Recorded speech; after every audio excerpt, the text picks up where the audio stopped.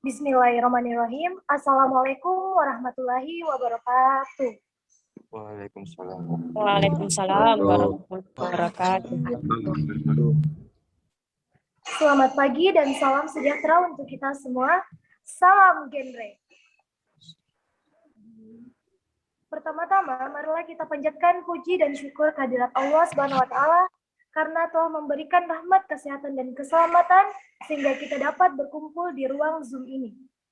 Adapun kegiatan yang akan kita laksanakan pada hari ini yaitu upgrading PIK Remaja Gendra. Selanjutnya, izinkan saya memperkenalkan diri terlebih dahulu. Perkenalkan, nama saya Fadia Alvina, alumni tahun 2021 dan juga selaku penanggung jawab administrasi PIK Generasi Harapan SMA Negeri 1 Lu Timur tahun ajaran 2020-2021 yang sekarang bertugas sebagai moderator pada hari ini. Adapun rangkaian kegiatan yang akan kita lewati adalah pembukaan, pembacaan doa, selayang pandang, mekanisme pengelolaan PIK-R, mekanisme substansi genre, pemilihan divisi, materi kesekretariatan, arahan rancangan program kerja, dan penutupan. Baik teman-teman, langsung saja kita mulai ke sesi yang pertama, yaitu pembukaan sekaligus arahan yang akan dipimpin oleh Bapak Kepala Sekolah SMA Negeri 1 Luhut Timur. Kepada Bapak kami persilahkan. Bismillahirrahmanirrahim. Assalamualaikum warahmatullahi wabarakatuh. Waalaikumsalam warahmatullahi wabarakatuh. Waalaikumsalam warahmatullahi wabarakatuh. Pertama, mari kita memanjatkan puji syukur kehadirat Allah Subhanahu wa taala, Tuhan yang senantiasa melimpahkan rahmat-Nya kepada kita sekalian. Kemudian selawat kepada Nabiullah Muhammad sallallahu alaihi wasallam, Nabi yang selalu menjadi panutan buat kita semua. Mudah-mudahan kita bisa diberi kesehatan, diberikan nikmat keselamatan dunia dan akhirat. Yang kami hormati Ibu Rita selaku pembimbing, selaku wakasek kesiswaan, wakasek kurikulum, yang kami hormati para Bapak dan Ibu guru yang hadir di room ini, anak-anak sekalian, para alumni yang telah berpartisipasi kepada adik-adiknya, saya ucapkan terima kasih. Yang saya cintai dan saya sayangi adalah anak-anakku semua, baik dari OSIS maupun dari peserta kegiatan ini. Terima kasih atas partisipasinya semua. Kemudian kami mohon kalau bisa Bapak Kesiswaan hadir di sini juga memberikan sedikit pengarahan ini tempatnya supaya bisa ketemu dengan anak-anak kita, baik alumni maupun yang masih aktif belajar di sekolah kita. Pertama-tama saya selaku penanggung jawab di SMA Negeri 1 Luhut Timur menyampaikan terima kasih yang sebesar-besarnya, sebanyak-banyaknya kepada penggiat atau yang memprakarsai kegiatan ini. Saya pikir PIK Remaja SMA Negeri 1 Luhut Timur besar dan terkenal, bahkan sangat besar peranannya di sekolah kita ini berkat pembimbingan dari Bapak dan Dewan Guru beserta anak-anak alumni yang masih besar perhatiannya kepada alma maternya, sehingga atas nama pribadi dan atas nama institusi saya mengucapkan banyak terima kasih. Yang kedua, kepada anak-anakku sekalian, baik yang ada di room ini maupun yang belum hadir di room ini, tentu kami selaku penanggung jawab berharap untuk selalu mengikuti perkembangan dan mengikuti apa saja yang baru dan apa saja yang ada di dalam PIK Remaja khusus SMA Negeri 1 baik yang lalu maupun yang akan datang. Tentu saja kami sangat mengharapkan bahwa PIK Remaja SMA Negeri 1 Luhut Timur harus lebih bagus daripada yang kemarin. Kita harus melangkah, kita juga merasa bersedih kalau kita menengok ke belakang salah satu pelopor giatnya SMA Negeri 1 Lubu Timur dalam PIK remaja ini Bapak Kamarudin. Karena itu saya mengajak kepada Ananda semua, kepada anakku semua, untuk sejenak kita menundukkan kepala membacakan Al-Fatihah kepada mereka, karena jasa-jasa beliau sehingga dan teman-teman semua yang ada sekarang itu PIK remaja bisa berkibar baik di tingkat provinsi maupun di tingkat nasional. Kita mulai mengirimkan surat Al-Fatihah kepada Bapak almarhum Bapak Kamarudin yang sangat berjasa kepada sekolah kita. Kita mulai. Bismillahirrahmanirrahim. Alhamdulillahirabbil alamin. Ar-Rahmanir-Rahim. Maliki yaumiddin. Iyyaka na'budu wa iyyaka nasta'in. Ihdinas siratal mustaqim. Siratal ladzina an'amta 'alaihim ghairil maghdubi 'alaihim waladdallin. Amin amin. Terima kasih kepada anak-anakku sekalian.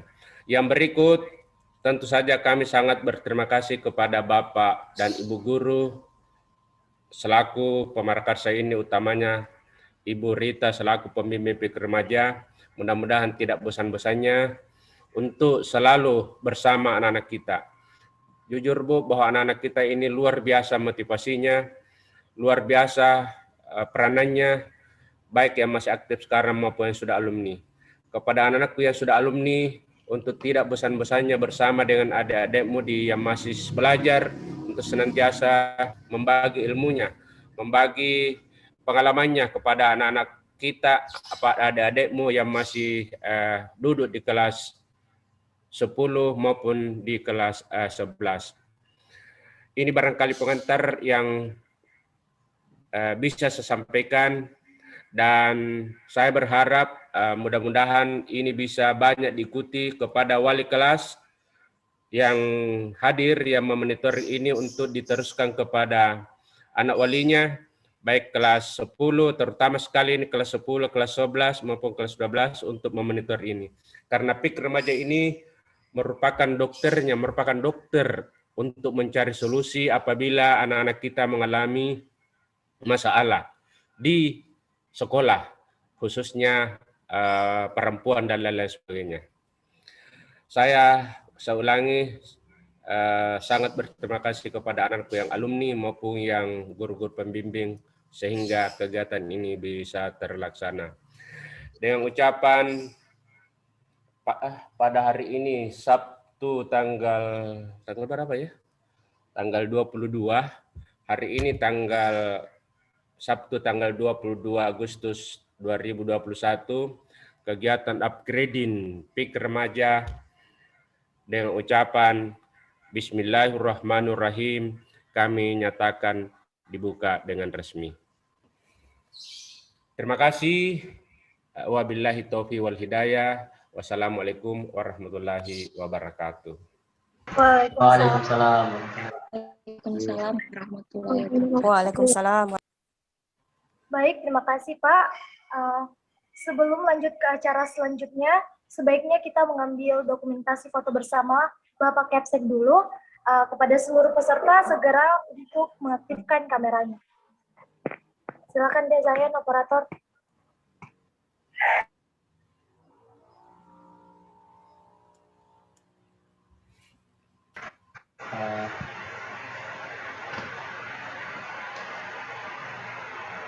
Satu, Pak saya kah atau Kak Fadil mungkin?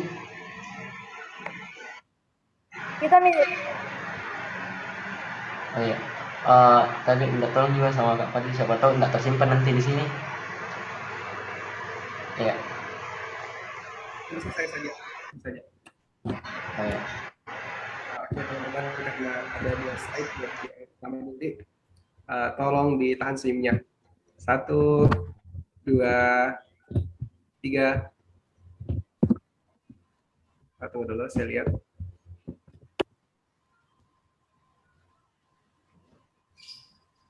Selanjutnya slide kedua. 1, 2, 3. Terima kasih, Pak. Iya, makasih sama-sama. Mohon maaf, saya keluar dulu sebentar, saya lanjut sebentar karena ada ini anggota di sini mau beli ke warung dibelikan makanan, jadi saya mohon dulu keluar Iya, ya. Kak. Ya, saya mohon dulu Iya. keluar sebentar, saya lanjut kembali. Terima kasih, Pak. Iya, assalamualaikum warahmatullahi wabarakatuh. Waalaikumsalam warahmatullahi wabarakatuh. Wabarakatuh. Baik, acara selanjutnya pembacaan doa oleh Saudara Farhan Anwar kepada Saudara kami, persilakan.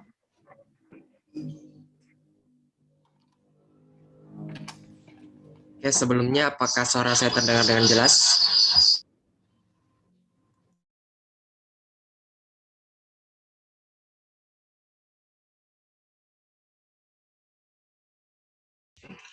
Oke, assalamualaikum warahmatullahi wabarakatuh.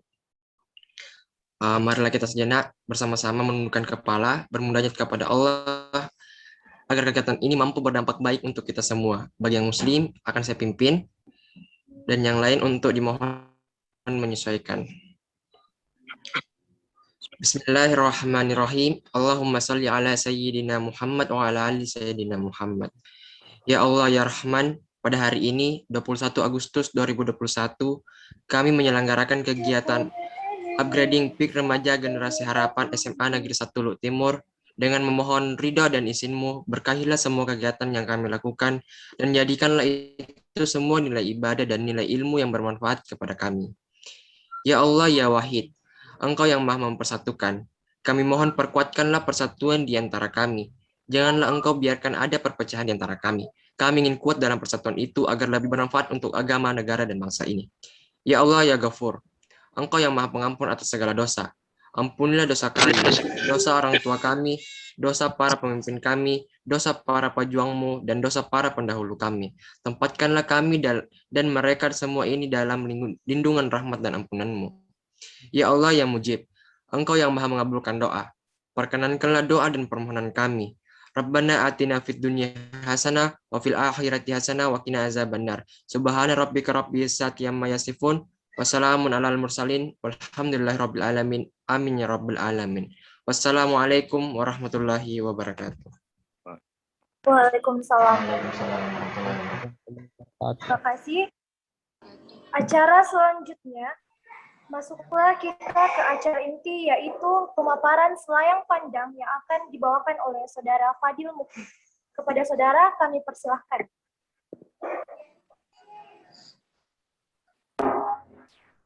Cek. Bismillahirrahmanirrahim. Assalamualaikum warahmatullahi wabarakatuh. Sebelumnya izinkan saya untuk membacakan selayang pandang terkait PIK Remaja Generasi Harapan SMA Negeri 1 Luhut Timur. PIK Remaja Generasi Harapan SMA Negeri 1 Luhut Timur telah berdiri sejak tahun 2013 dengan deretan pembina ada almarhum Pak Kamarudin, Ibu Hudayah Rauf, Ibu Haji Fitriani, Ibu Rita Asmirarse, dan juga guru-guru pembimbing lainnya. Selanjutnya, untuk program kerja dan kegiatan yang dilakukan, yaitu penyuluhan rutin, sosialisasi kesehatan, konsultasi, dan juga bermain bersama.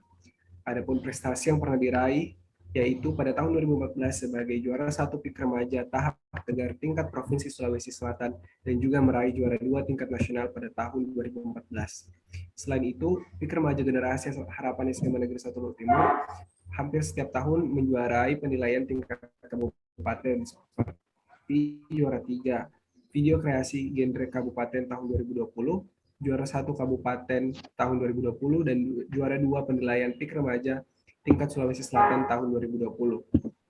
Selain itu, PIK Remaja Generasi Harapan SMA Negeri 1 Luhut Timur juga turut berpartisipasi dalam pemilihan duta genre. Adapun duta genre yang pernah menjabat seperti Kak Abdul Ghaffar Yusuf, jalur masyarakat tingkat Sulawesi Selatan tahun 2017, Kak Reza Rahmat, jalur pendidikan tingkat Sulawesi Selatan tahun 2017, Kak Husnul Fajrin, jalur masyarakat tingkat Sulawesi Selatan tahun 2018, Kak Zulkifli Halim, jalur pendidikan tingkat Kabupaten 2018, Kak Abidin Maulana, tingkat Kabupaten tahun 2017, Kak Gina Adila, Wakil 1 Putri Sulawesi Selatan tahun 2017, Kak Samintang, Wakil 1 tingkat Sulawesi Selatan tahun 2020, Kak Farhan Indonesia tingkat kabupaten tahun 2020 dan juga Muhammad Iza Pringgo Wakil 1 Kabupaten 2020. Selain itu, PIK Remaja Generasi Harapan SMA Negeri 1 Timur juga melahirkan beberapa kakak-kakak kita yang sangat berprestasi seperti Kak Rehan Pratama, Ketua OSIS tahun 2018, Kak Farhan Anwar sendiri Duta Anak Kabupaten tahun 2019 dan juga menjabat sebagai Ketua OSIS pada tahun 2019, dan Kak Zahyan sebagai Ketua OSIS tahun 2020. Dan masih banyak lagi. Saya pikir cukup. Terima kasih atas perhatiannya. Wassalamualaikum warahmatullahi wabarakatuh. Waalaikumsalam warahmatullahi wabarakatuh. Baik, terima kasih Kakak Fadil. Acara selanjutnya, pemaparan mekanisme pengelolaan PIK remaja yang akan dibawakan oleh Saudari Gina Adila. Kepada Saudari, kami persilahkan. Oke, terima kasih atas kesempatannya. Sebelumnya terdengar jelas di suaraku.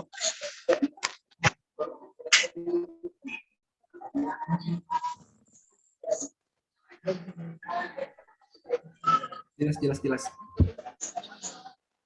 Oke, mohon maaf karena saya sementara di rumah sakit. Oke, minta tolong operator share screen kan PPT-nya.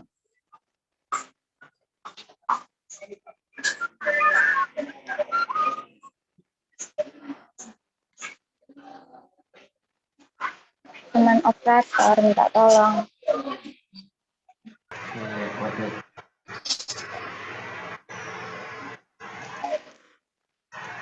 Oke, sambil menunggu starting dari slide presentasinya. Assalamualaikum warahmatullahi wabarakatuh. Perkenalkan, saya Gina Adila. Saya merupakan Ketua Pusat Informasi dan Konseling Remaja Generasi Harapan pada tahun 2020. Oke, adapun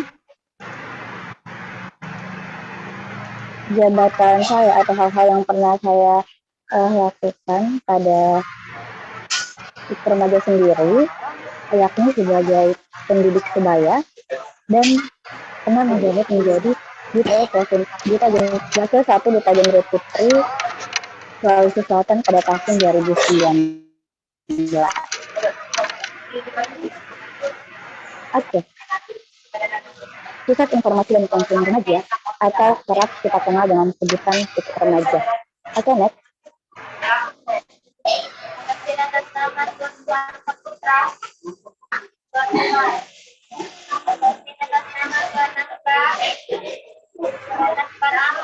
Oke, nah sebelum saya bahas lebih lanjut, saya ingin bertanya dulu kepada para peserta, ada yang tahu terkait dua logo ini?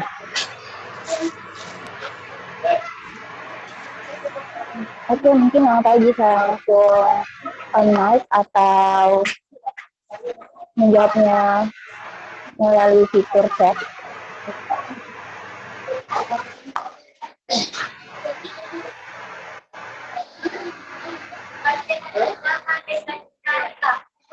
Ya. Oke, minta tolong kalian, saya mohon maaf, minta tolong kalian ambil alih dulu karena saya sudah dipanggil untuk kelanjutan. Saya lagi mohon maaf. Oke. Halo, Pak, suara saya terdengar jelas? Halo? Iya, kedengaran kalian. Oke, baik. Karena ada kendala dengan Kak Nina, sehingga insya Allah saya akan membawakan materi tentang mekanisme pengelolaan PIK remaja. Baik, saya lanjut kawan-kawan. Jadi tadi Kak Nina bertanya, nah ada dua logo di sini. Logo apakah ini? Nah, yang bisa jawab bisa di kolom komen. Ya, yang biru logo BKKBN, bendera dengan logo BKKBN. Oke, 100 untuk Pak Rezi Anwar dan Mutmainnah. Nah, yang biru adalah logo BKKBN yang baru saja diperbarui, dan yang sebelah kiri logo genre dan yang sebelah kanan logo BKKBN. Nah, BKKBN sendiri adalah lembaga yang membawahi tentang genre itu sendiri, sedangkan genre adalah program dari BKKBN. Jadi BKKBN adalah lembaganya dan genre adalah programnya. Nah, genre sendiri adalah singkatan dari generasi berencana. Jadi biasanya kalau kita dengar tentang BKKBN, apa kira-kira yang terpintas di pikiran kita? 2 anak cukup atau program KB? Nah, Keluarga berencana. ya. Intinya BKKBN itu tentang program genre itu tentang yang berencana. Jadi bukan hanya di dalamnya tentang 2 anak cukup, 2 anak lebih baik, program KB, itu semua masuk nanti di dalam substansi genre itu. Namun garis besar dari program genre tersebut adalah tentang bagaimana kita sebagai remaja-remaja, baik yang menempuh pendidikan atau remaja-remaja yang sudah masuk di fase bermasyarakat, kita harus berencana. Maka dari itu BKKBN sebagai lembaga yang menginginkan kita sebagai remaja untuk lebih baik ke depannya, maka dicanangkanlah program genre atau generasi berencana. Nah, di bawah program genre sendiri ada organisasi yakni Forum Genre itu sendiri. Nah, Forum Genre tersebut adalah lembaga yang menangani atau membina tentang PIK remaja. Nah, upgrading kita atau kegiatan kita hari ini adalah bentuk dari program yang diadakan oleh PIK remaja itu sendiri. Saya ingin bertanya dulu, teman-teman ada yang pernah bergabung dengan PIK remaja? Ada. Ada, Kak. Ada. Oke. Nah, yang sudah bergabung dengan PIK remaja, tolong bisa satu orang jelaskan versinya sendiri. Apa itu PIK remaja? Ayo, satu orang, siapa bisa? Ada yang bisa?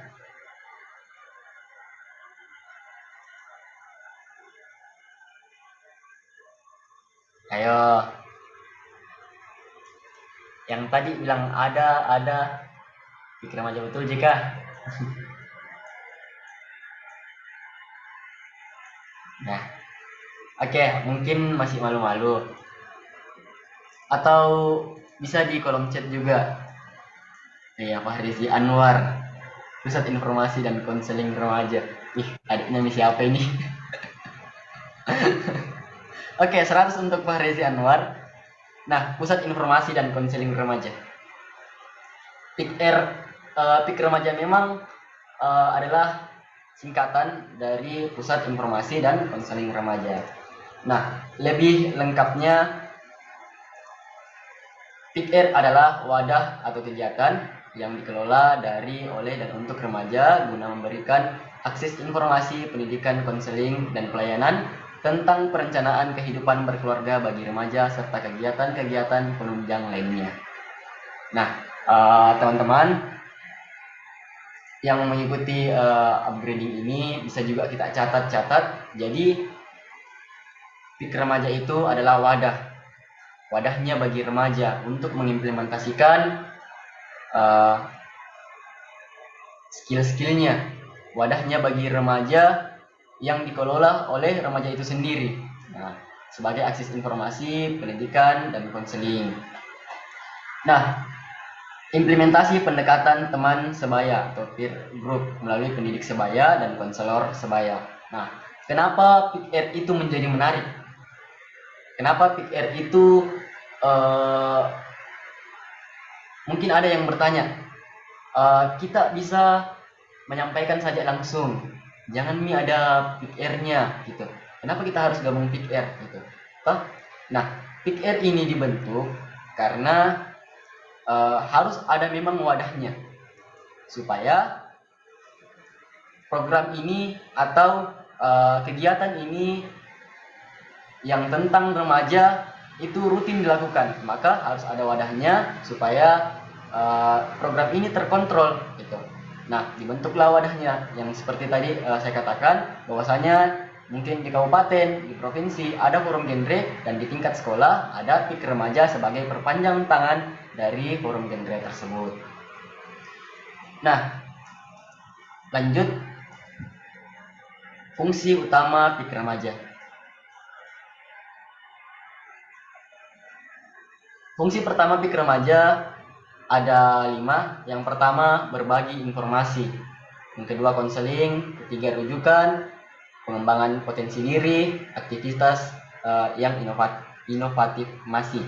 Nah, apa itu berbagi informasi? Berbagi informasi ini biasanya dilakukan kalau di PIK remaja yang tadi sudah ikut mungkin kenal dengan pendidik sebaya.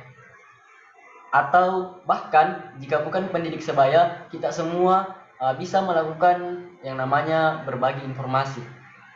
Namun di PIK remaja berbagi informasi adalah hal yang mutlak, hal yang harus, karena itu adalah fungsi utama dari PIK remaja tersebut. Nah, berbagi informasi ini seperti kita yang kita lakukan hari ini. Saya berbagi dengan kalian dan kalian tugasnya kalian nanti sebagai remaja untuk menyebarkan lagi apa yang kalian dapat hari ini.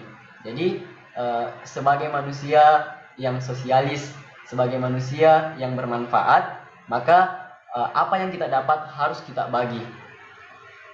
Kemudian konseling.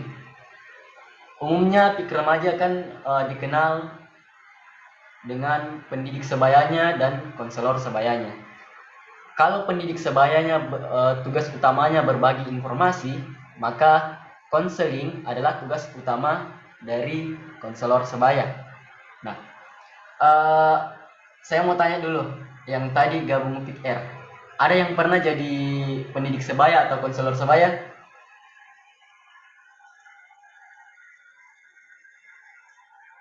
Halo,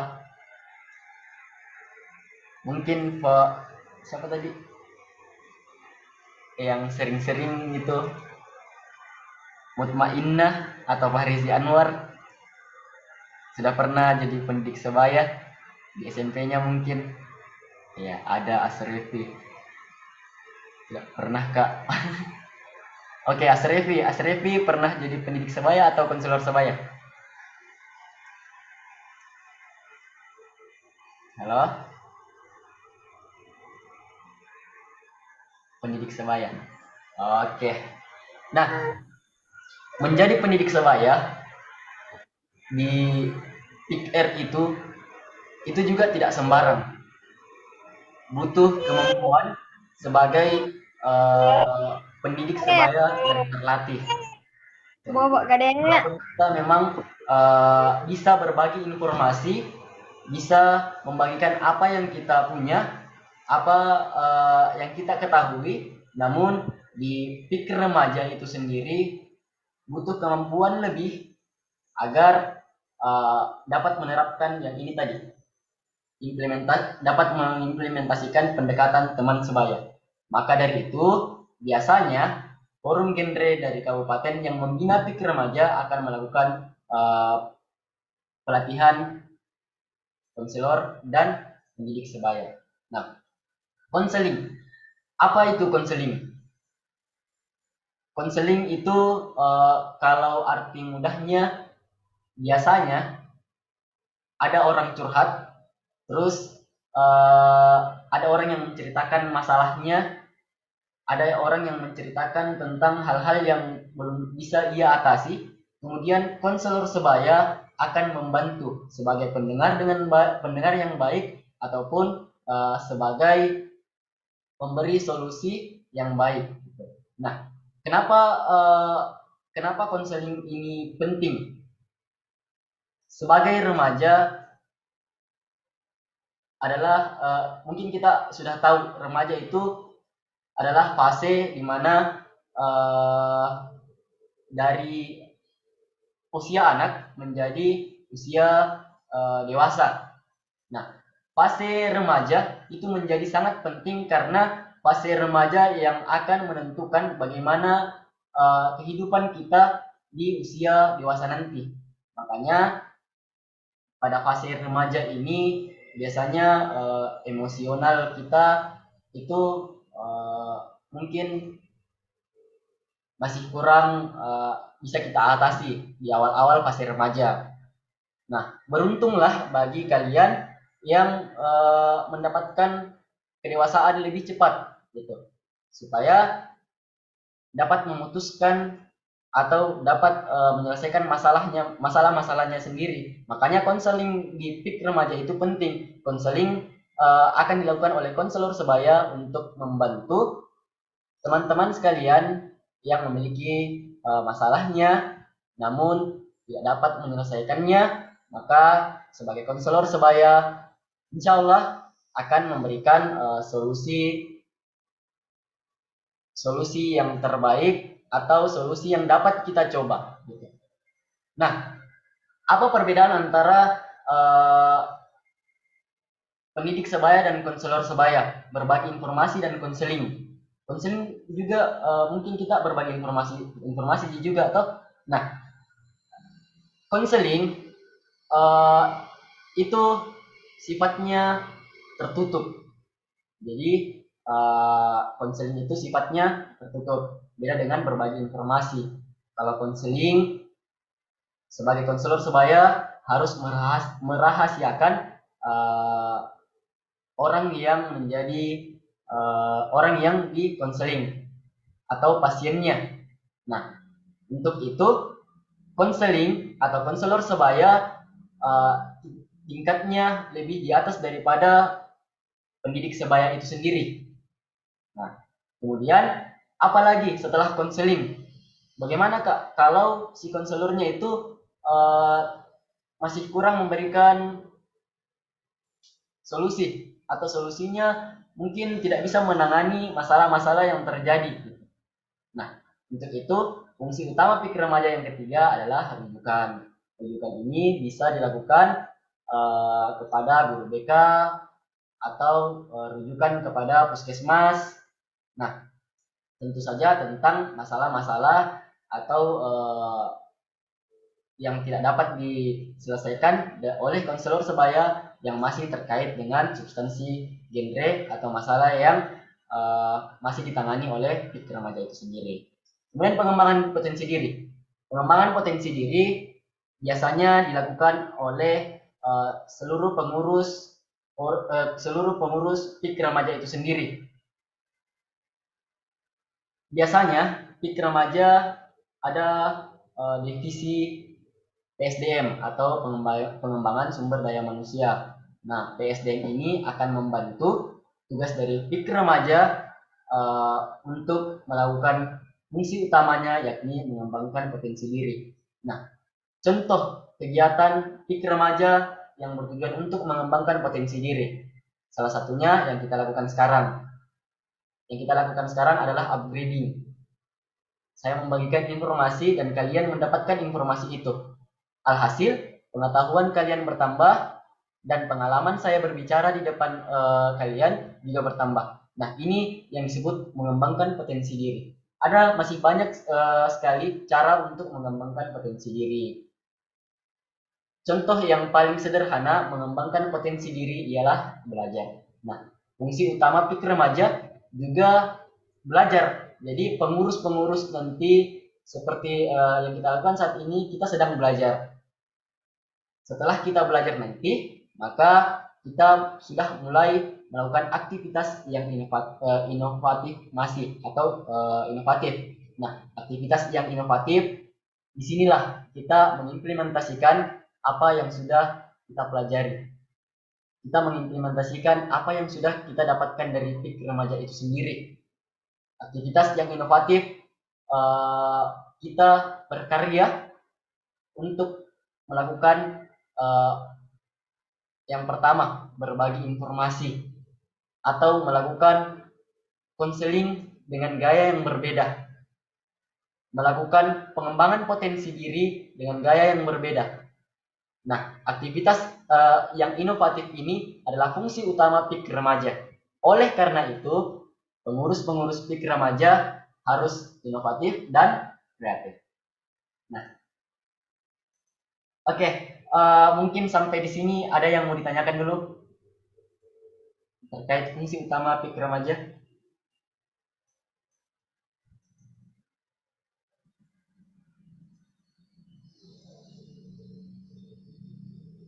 Halo? Lanjut. Oke, lanjut. Syarat utama PIK remaja.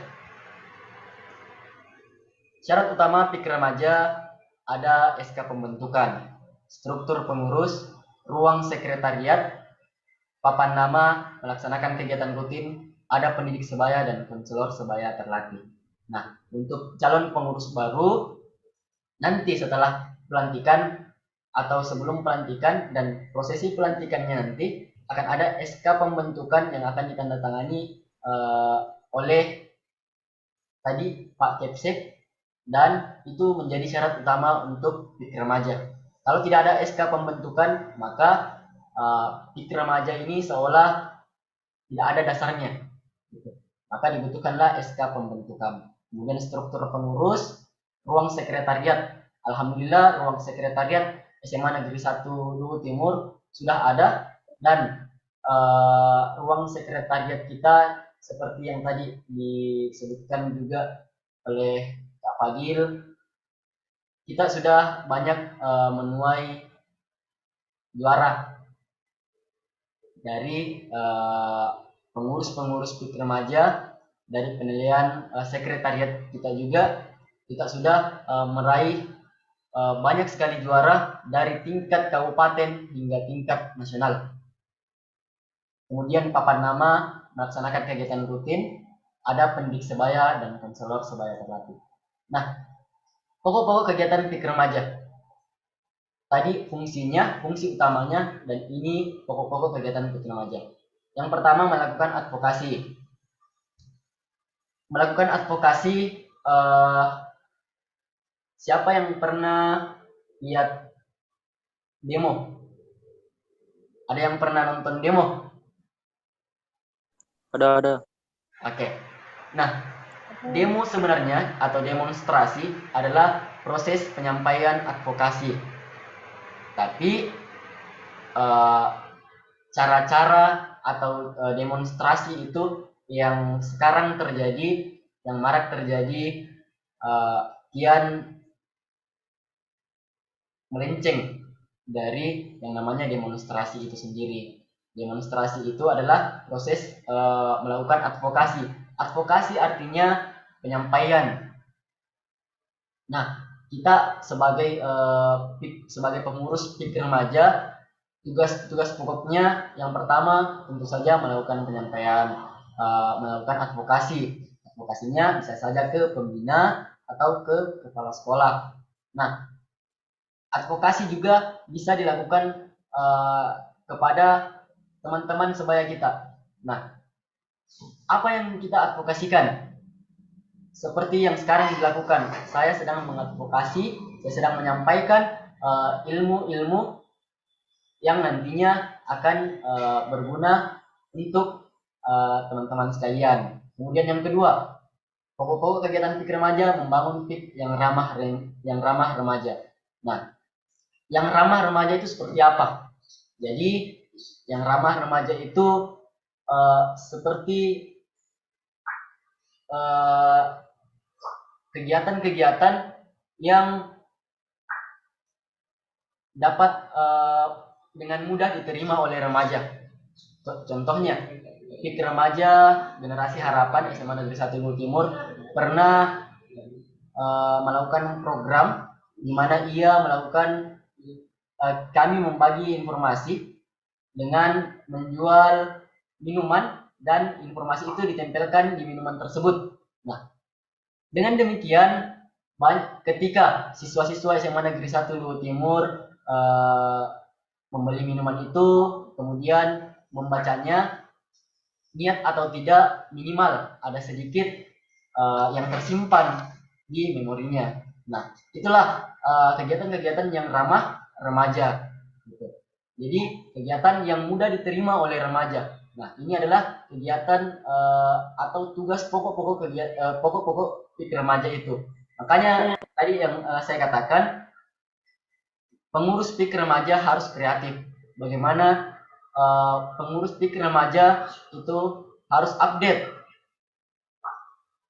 supaya remaja-remaja yang menjadi sasaran, yang menjadi sebayanya dapat menerima informasi-informasi yang dibagikan oleh PIK remaja itu.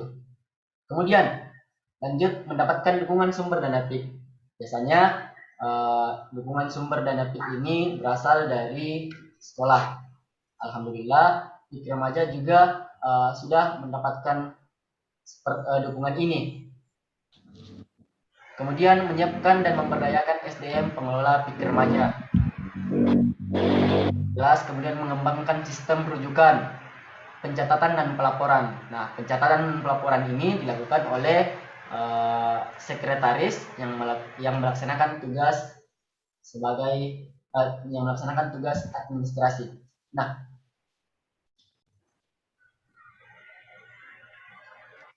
struktur kepengurusan PIK remaja. Penanggung jawab kepala sekolah, penasihat atau pembina, penasihat atau pembina kita di sini Bu Rita Asmiarsih yang tadi masuk pertama, kemudian kedua sekretaris ada 5 divisi pengembangan SDM, divisi komunikasi informasi dan edukasi, divisi media dan humas, divisi data dan penelitian, divisi dana dan usaha. Nah, divisi ini nanti mungkin lebih jelasnya ketika kita memasuki sisi pembuatan program kerja yang akan dibawakan oleh Kak Farhanan Aman. Oke, sekian dari materi pengelolaan PIK remaja. Sampai di sini ada yang mau ditanyakan? Atau ada yang kelas 10 tertarik dengan PIK remaja dan ingin bergabung?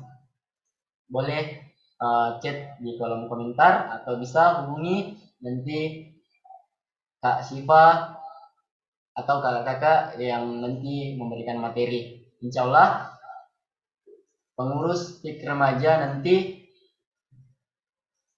menjadi lebih kreatif diharapkan oleh kepala sekolah tadi. Untuk itu dibutuhkan partisipasi teman-teman dari siswa-siswi SMA Negeri 1 Luwu Timur. Karena kalau bukan kita, siapa lagi yang melanjutkan estafet prestasi dari PIK remaja itu sendiri. Banggalah kita karena prestasi kita bukan main-main. Kita pernah mewakili Provinsi Sulawesi Selatan dan mendapatkan juara 1 di tingkat nasional. Oke, tepuk tangan dulu untuk PIK remaja generasi harapan SMA Negeri 1.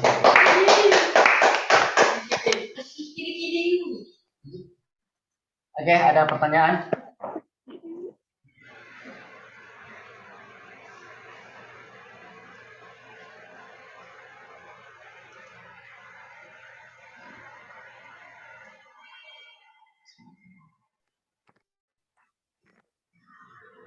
Oke, sekira cukup.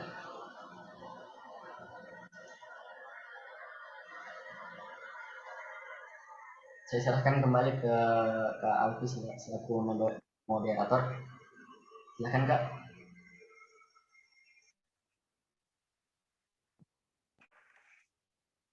Baik, selanjutnya penyampaian mekanisme substansi genre oleh Saudara Zahyan Pangeran kepada saudara, kami persilahkan.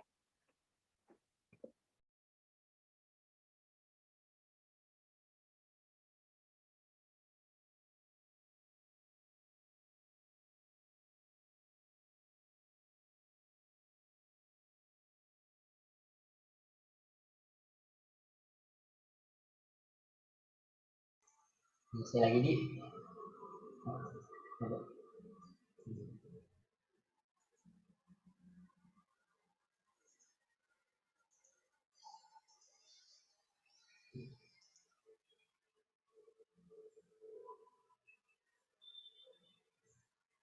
kelihatan Ji?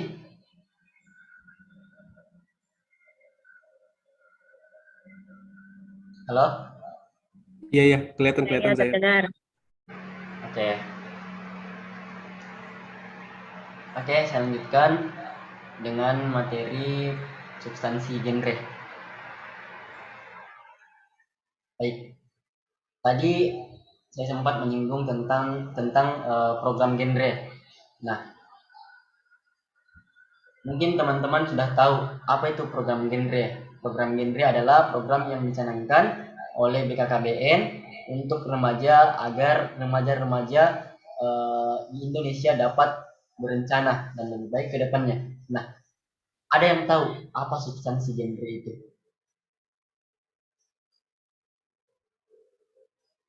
Atau ada yang tahu apa-apa saja substansi genre itu?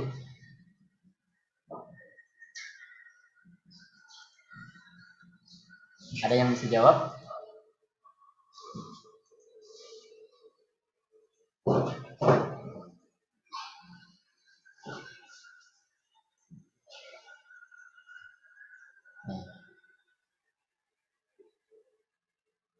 Nggak ada, Di. Oke. Nah, substansi genre. Substansi genre adalah bagian atau isi dari program genre itu. Jadi substansi adalah bagian atau isi. Nah, genre terbagi atas 4 substansi, yakni kependudukan dan pembangunan keluarga, kesehatan reproduksi remaja, penyiapan kehidupan berkeluarga atau PKB, dan yang terakhir keterampilan hidup atau life skill.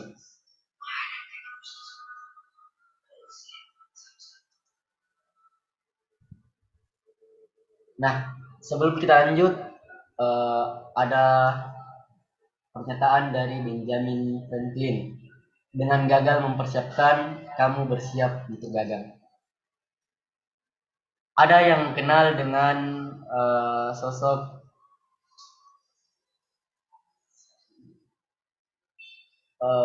Jerome Pauline yang sekarang di Jepang. Ada yang kenal? Ada.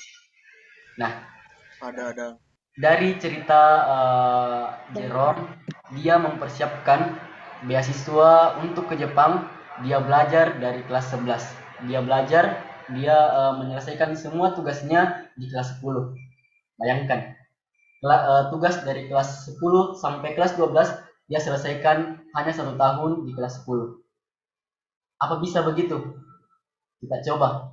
Jadi dia menyampaikan ke gurunya, saya ingin menyelesaikan tugas kelas 10 sampai kelas 12 di kelas 10. Jadi Napus memang nih tugasnya di kelas 10. Nah, setelah naik kelas 11, dia fokus untuk belajar menyiapkan untuk mengikuti beasiswa yang dia harapkan, yang dia inginkan. Nah, ini adalah contoh mempersiapkan masa depan. Nah, makanya dengan gagal mempersiapkan, kamu bersiap untuk gagal. Kalau Jerome, andai kata ia menyiapkan biasanya golongan-golongan deadline 1 bulan sebelum kelulusan, baru cari-cari beasiswa ini itu. Mana bisa bersaing dengan orang yang menyiapkan bertahun-tahun atau berbulan-bulan. Nggak bisa toh. Makanya kita harus menyiapkan dari sekarang. Dengan gagal mempersiapkan, kamu bersiap untuk gagal.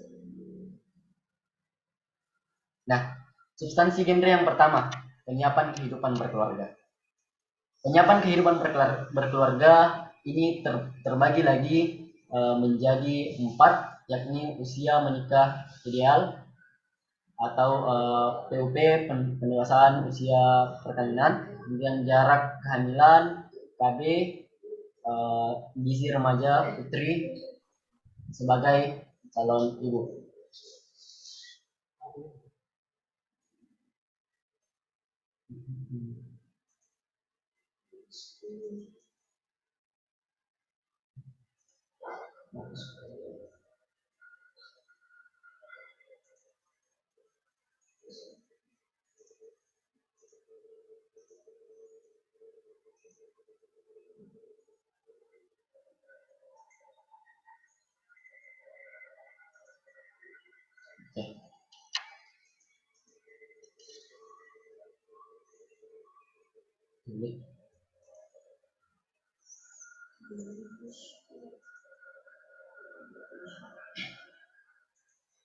Nah, usia menikah ideal.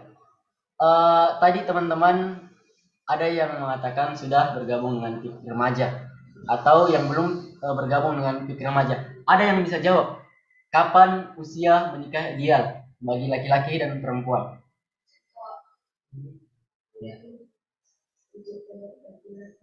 Ya, bisa jawab di kolom chat atau bisa langsung on mic. Saya Kak Syahrina Makmur. Oke, Andi Syahrina Makmur bisa on mic, bisa menjawab? Satu untuk perempuan, untuk laki-laki. Oke, untuk usia laki-laki, untuk usia perempuan 21 tahun dan untuk laki-laki 25 tahun. Oke, benar sekali. Tepuk tangan dulu untuk siapa tadi namanya? Syahrina Makmur, Andi Syahrina Makmur. Oke, tepuk tangan dulu.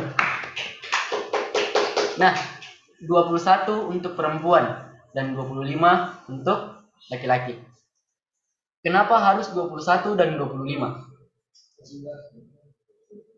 Kenapa harus 21 dan 25? Nah, 21 dan 25, 21 untuk perempuan dan 25 untuk laki-laki. Kenapa demikian? Karena ada banyak hal yang dipertimbangkan. Di antaranya emosional, kemudian ekonomi.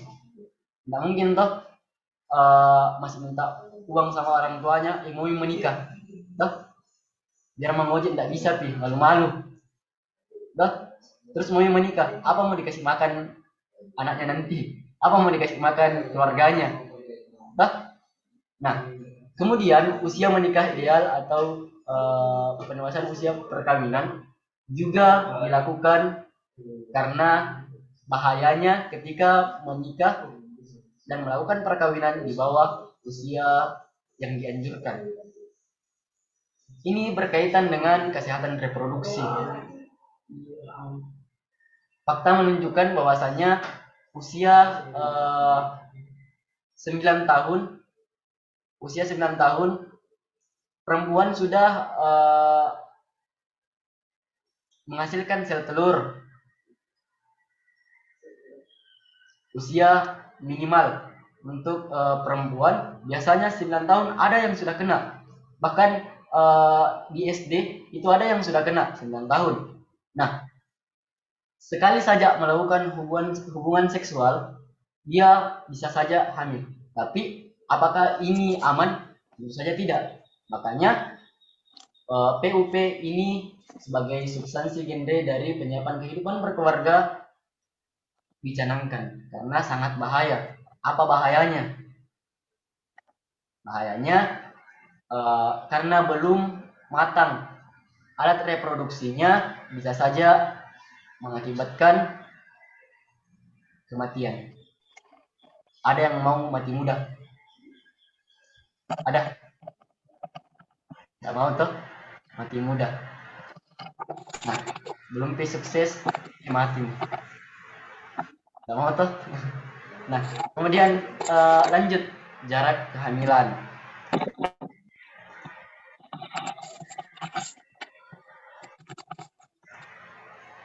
Ada 4 kehamilan berisiko yang harus dihindari. Yang pertama, terlalu muda, terlalu tua, terlalu dekat, dan terlalu banyak. Terlalu muda. Ibu hamil pertama di usia kurang dari 21 tahun hal ini harus dihindari karena yang pertama, kondisi rahim dan panggul belum berkembang secara optimal. Mental belum siap menghadapi kehamilan dan menjalankan peran ibu. Bayi melahirkan berpotensi prematur atau lahir sebelum waktunya. Berpotensi terjadi pendarahan yang berakibat kematian pada ibu dan bayinya. Berpotensi mengalami kanker leher rahim. Kurang optimalnya ibu untuk memelihara bayinya secara baik. Nah, saya mau tanya dulu teman-teman yang ada di sini. Kan rata-rata kelas 10. Di usia kalian, di usia remaja, usianya kalian untuk berkreativitas, mau enggak kalau kalian disuruh urus bayi, kasih makan bayinya tiap hari, dan kalian berhenti belajar? Ada yang mau? Tidak. Tidak. Tidak mau toh? Tidak. Makanya jangan menikah terlalu muda. Nah, selain itu yang lebih parah lagi yang tadi saya sampaikan, ya untung Ji kalau ada nih bayinya, kalau selamat Ji masih bisa dikasih makan, masih minta sama orang tuanya. Kalau belum keluar bayinya, nah meninggal, bagaimana nih? Nah, makanya hal yang harus dihindari, salah satu hal yang harus dihindari ialah menikah terlalu muda. Kemudian yang kedua, terlalu tua. Nah, terlalu tua atau di atas usia 35 tahun. Ini biasanya orang yang lama sekali jomblo. Mungkin jodohnya tertunda atau dia mentong jual mahal. Boleh juga. Kenapa? Karena kalau terlalu tua bagi perempuan ini membahayakan. Nah, kenapa harus dihindari? Yang pertama, kesehatan dan fungsi rahim ibu sudah menurun. Kemudian berpotensi mengalami komplikasi medis dan pendarahan. Kemudian yang ketiga, berpotensi preeklamsi,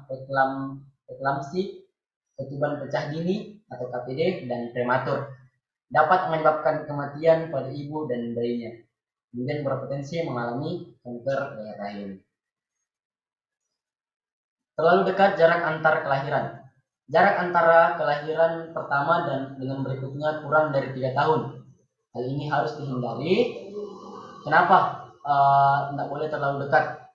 Yang pertama, kurangnya waktu ibu untuk merawat dan menyusui bayinya.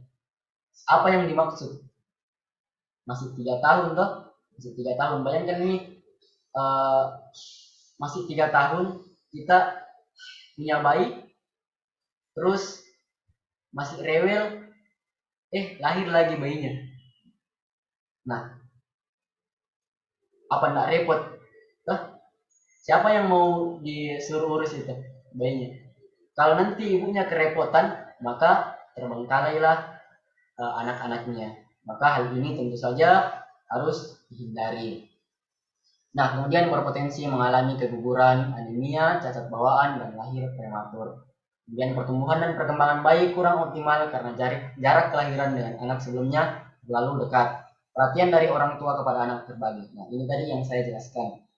Kalau perhatian dari orang tua kepada anak terbagi, maka hal yang paling miris terjadi adalah anaknya nanti dikhawatirkan akan kekurangan mendapatkan perhatian dan tumbuh sebagai anak yang kurang kasih sayang.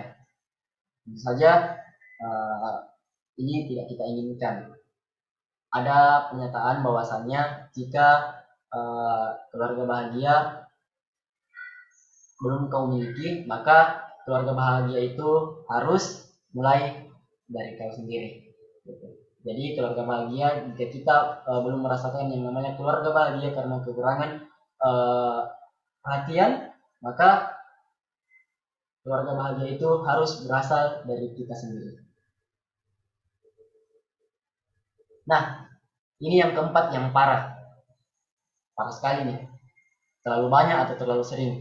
Nggak tahu apa penyebabnya. Nah, kenapa hamil terlalu banyak atau terlalu sering sebaiknya dihindari? Yang pertama, karena tumbuh kembang anak kurang optimal. Sama seperti tadi, yang terlalu dekat. Kemudian yang kedua, kurangnya waktu ibu untuk merawat dirinya. Nah, kalau yang kedua ini, kurangnya waktu ibu untuk merawat dirinya, kalau dia terlalu banyak anaknya, ibunya kurang rawat diri, hasil ibunya sakit, kira-kira siapa yang mau rawat anaknya? Ya bapaknya. Kalau bapaknya rawat anaknya, siapa rawat ibunya yang sakit? Terbagi lagi toh. Makanya jangan terlalu sering atau terlalu banyak melakukan atau terlalu sering hamil bagi perempuan. Nah, kemudian yang keempat, keluarga menjadi kurang harmonis karena beban ekonomi yang berat sehingga sering terjadi pertengkaran yang menyebabkan perceraian. Nah, kalau banyak sekali anak tak, 5 anaknya, penghasilannya hanya cukup untuk 2 orang anak. Kira-kira yang 3 anak ini bagaimana sekolahnya? Bagaimana dia melanjutkan hidupnya? Masa masih bayi disuruh pergi mengojek? Mau mungkin toh? Masih bayi mau lagi pergi jadi kulit. Nah, alhasil orang tuanya akan bekerja keras. Orang tua yang terlalu banyak atau terlalu sering melakukan hubungan seksual sehingga mengakibatkan kehamilan akan berdampak pada dirinya sendiri.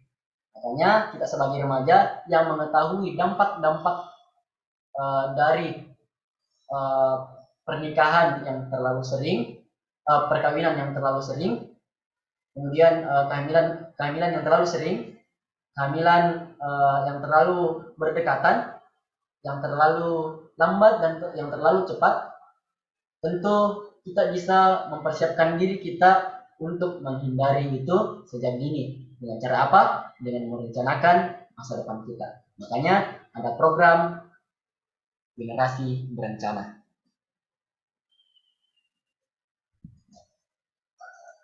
Oke, sampai di sini ada yang mau ditanyakan tentang substansi penyiapan kehidupan berkeluarga?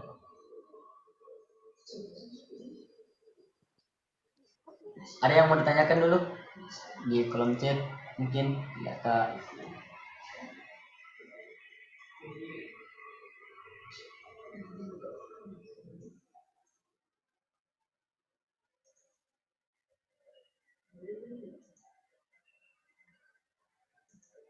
Oke, kita lanjut. Keterampilan hidup.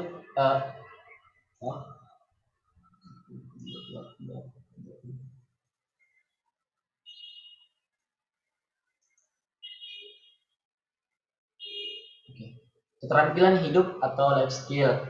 Nah, umumnya kita mengenal 2 skill ini, hard skill dan soft skill. Tidak nanya videonya. Ini? Bukan. Nah, life skill atau keterampilan hidup. Mungkin kita mengenal tentang hard skill dan soft skill. Namun di Pikir Remaja kita membahas tentang 4 ini. Percaya diri atau self confidence, harga diri, kemampuan bernegosiasi, dan pengambilan keputusan. Nah, ketika kita mempunyai 4 skill ini, maka insya Allah masa remaja kita menuju masa kedewasaan dan masa kedewasaan kita dapat kita lalui dengan baik. Kenapa? Karena kemampuan ini akan sangat-sangat berguna bagi kita yang nantinya akan masuk ke dalam fase kehidupan bermasyarakat. Nah, percaya diri. Kira-kira bagaimana orang kalau tidak percaya diri? Orang yang tidak percaya diri tidak akan pernah berbicara di depan umum. Orang yang kurang percaya diri tidak akan menyampaikan apa yang ia inginkan, tidak akan menyampaikan pendapatnya. Alhasil, ia akan diterbelakangkan. Maksudnya, ketika ia kurang percaya diri, maka dia tidak akan diperhitungkan. Nah, tentu saja kalau kita sudah dewasa nanti, kita akan mencari pekerjaan. Lalu bagaimana? Percaya dirinya saja tidak ada, bagaimana caranya kita mencari pekerjaan? Sedang diri kita tidak percaya, kita sendiri tidak percaya pada diri kita bahwa diri kita itu bisa. Kemudian yang kedua, harga diri. kalau orang Bugis ini yang paling penting ini harga diri, apalagi kalau laki-laki. Nah, ini merupakan skill juga di pikir remaja yang harus kita kuasai. Harga diri yang dimaksud adalah bagaimana kita mempertahankan itu. Nah, salah satu cara yang paling mudah untuk mempertahankan atau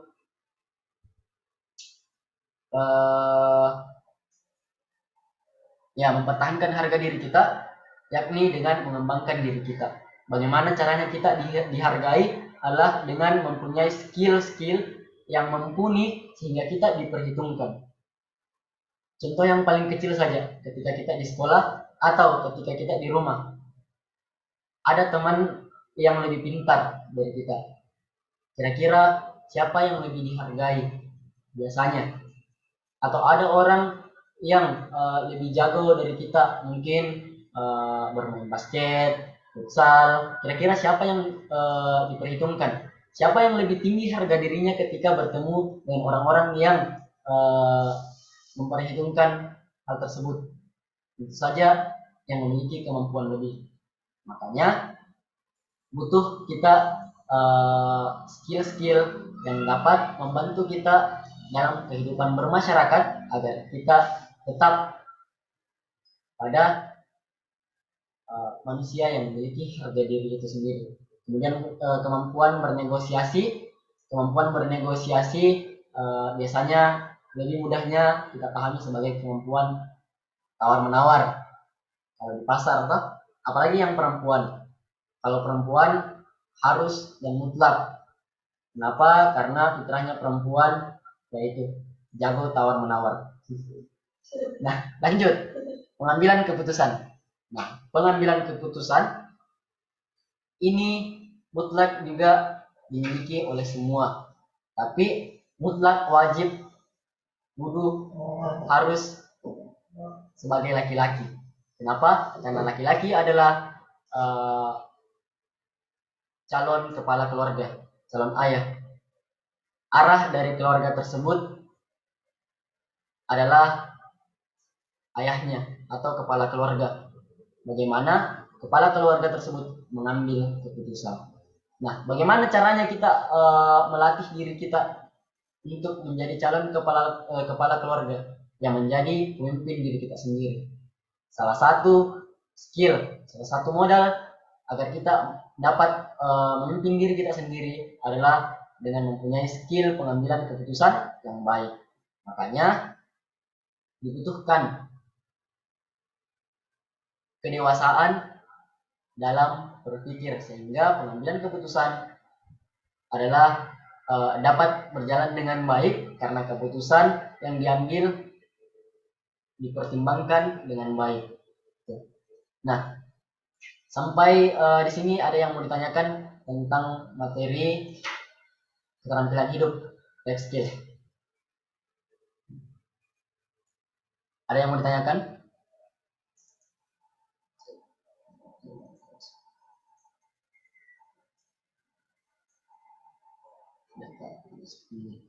Oke. Oh iya, saya lupa sampaikan tentang hard skill dan soft skill. Ini dua hal yang tidak dapat dipisahkan. Hard skill merupakan kemampuan spesifik yang harus dimiliki untuk suatu pekerjaan tertentu. Contohnya mendesain, menulis, programming komputer, akuntansi, menerjemahkan bahasa asing, dan masih banyak sekali hard skill lainnya. Nah, hard skill dan soft skill kenapa tidak dapat dipisahkan? Saya pernah mendengar tentang hal ini dari alumni juga SMA Negeri 1 Luwu Timur yang pernah menjadi ketua PIK remaja, namanya Kak Fajrin. Nah, soft skill dan hard skill tidak bisa dipisahkan. Kenapa? Contohnya, kita pintar dalam membuat minuman yang enak. Kalau diumpamakan minuman ini mungkin kalau di Melili ini nih yang paling wow, yang paling enak sekali.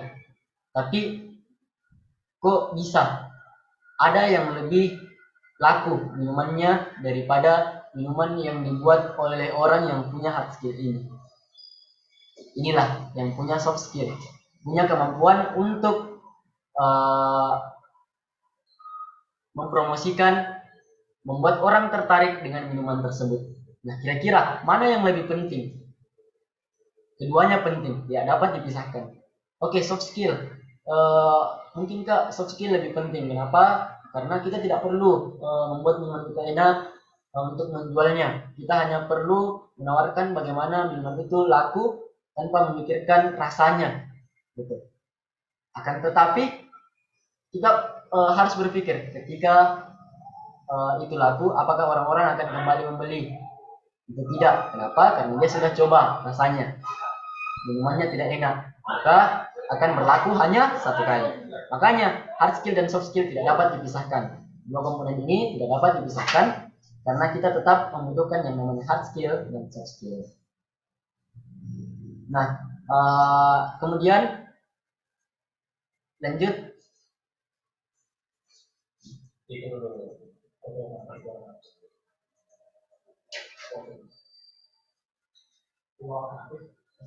Kependudukan dan pembangunan keluarga.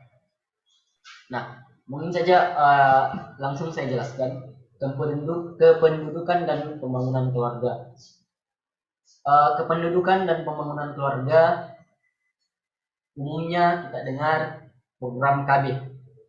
Biasa kalau kita masuk ke desa tertentu atau kampung-kampung tertentu, bahkan lorong, ada penanda kampung KB atau lorong KB.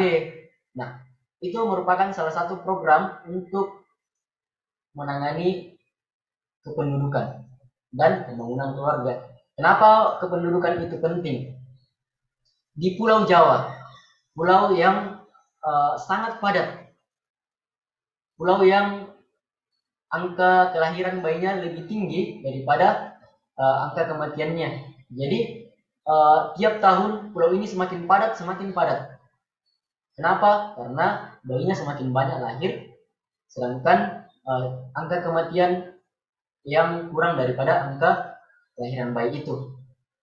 Apa dampaknya? Tentu banyak sekali. Yang pertama, lapangan kerja itu kurang. Kenapa? Karena lapangan kerja dibutuhkan hanya 100 mungkin. Hari ini pendaftar mungkin 1000, pendaftar mungkin 200 mungkin. Lapangan kerja dibuka 100, yang daftar cuma 200. Tahun depan karena kelahiran makin banyak, maka mungkin dibuka 100, pendaftar melonjak menjadi 300 atau 400. Alhasil semakin maju, semakin ke depan, semakin lama, maka lapangan kerja akan semakin kecil. Nah, itulah mengapa BKKBN sebagai lembaga yang meluncurkan program genre memasukkan substansi kependudukan agar dapat mengendalikan kependudukan atau lonjakan angka kelahiran. Nah, untuk itu juga ada program KB. Makanya biasa dengar 2 anak lebih baik. Itu untuk mengendalikan jumlah penduduk. Nah, kemudian kesehatan reproduksi yang terakhir.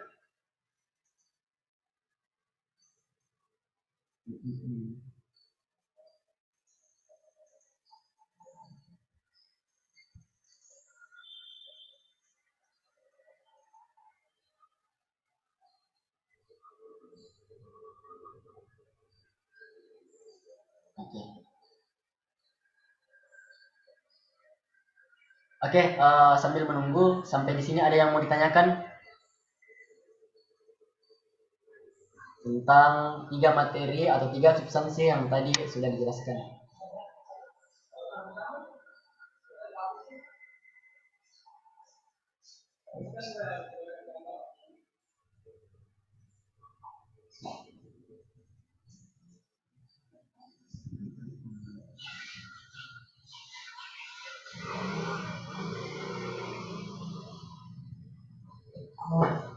Oke.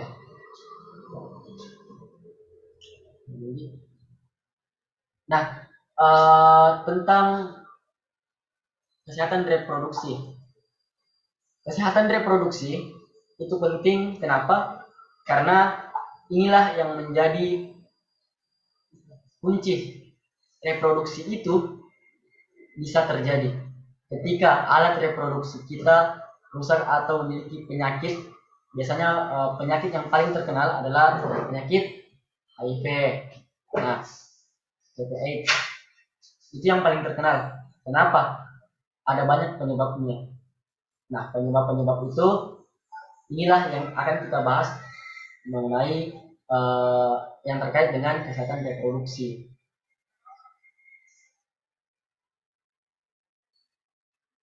Kesehatan reproduksi sebenarnya banyak sekali yang bisa kita bahas. Ini materinya luas sekali. Belum lagi kita mempelajari tentang fungsi-fungsi alat kelamin, maksudnya fungsi-fungsi dari bagian-bagian alat reproduksi itu, baik perempuan maupun laki-laki, cara-cara merawatnya, dan masih banyak lagi yang tentu saja waktu kita terbatas, maka insya Allah kesehatan reproduksi yang lebih detail akan kita bahas atau akan kita cari tahu lebih dalam ketika kita nanti sudah bergabung dalam kepengurusan PIK Remaja Generasi Harapan. Nah, sedikit saja tentang Kespro. Saya cuma ingin mengingatkan bahwasanya sebagai remaja kita harus menjaga kesehatan reproduksi. Kenapa?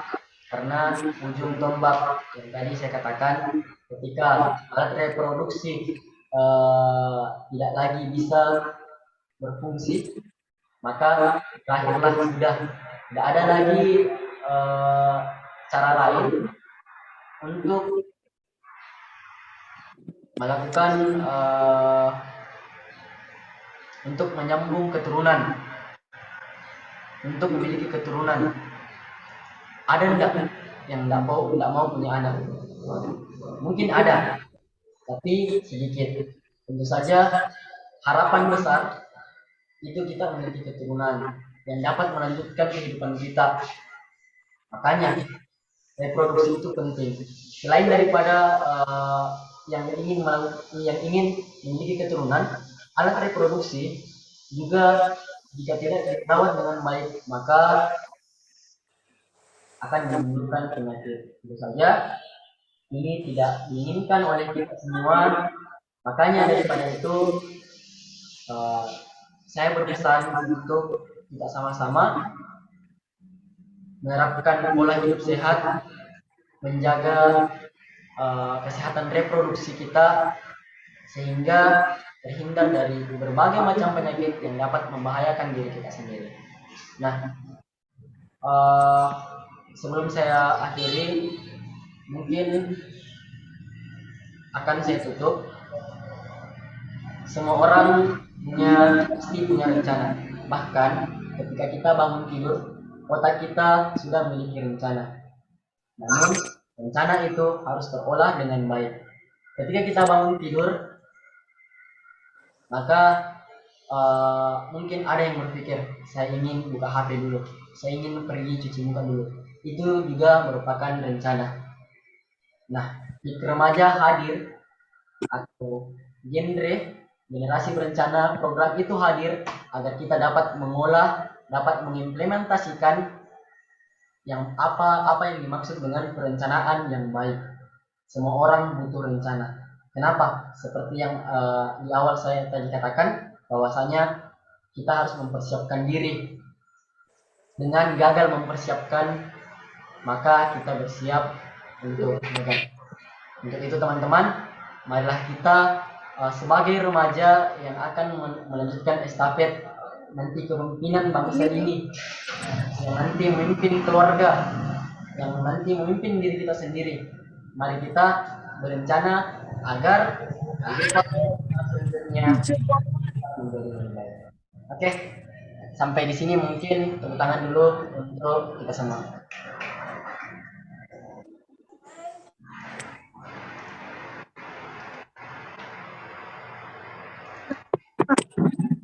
Saya akhiri. Nah, teman-teman, selanjutnya kita menunjukkan waktu isoman. Kita Zoom ini pukul 13. Harap semua tetap hadir kembali di Zoom ini karena ada materi selanjutnya yang sangat penting bagi adik-adik yang baru bergabung di PIK Remaja Generasi Harapan SMA Negeri 1 Timur. Baik, terima kasih. Wassalamualaikum warahmatullahi wabarakatuh.